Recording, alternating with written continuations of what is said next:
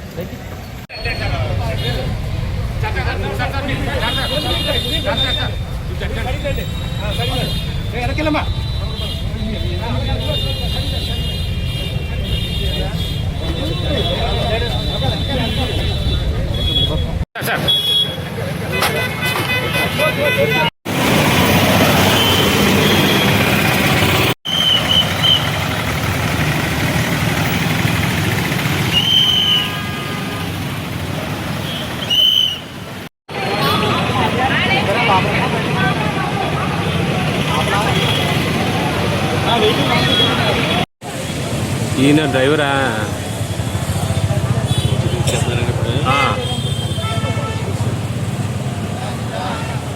వస్తున్నాడు వస్తున్నాడు వస్తున్నాడు వస్తున్నాడు వస్తున్నాడు వస్తున్నాడు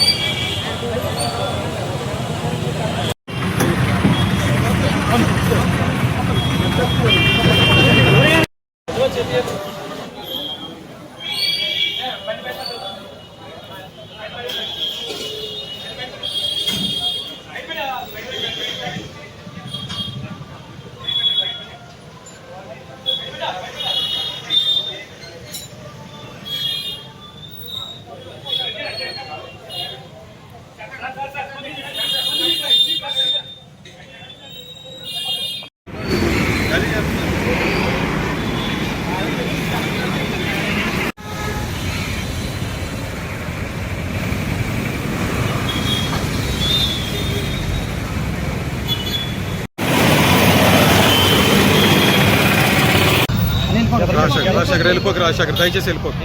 సార్ సార్ సార్ కొంచెం మీరు సైడ్, కొంచెం మీరు సైడ్, మీరు కొంచెం సైడ్.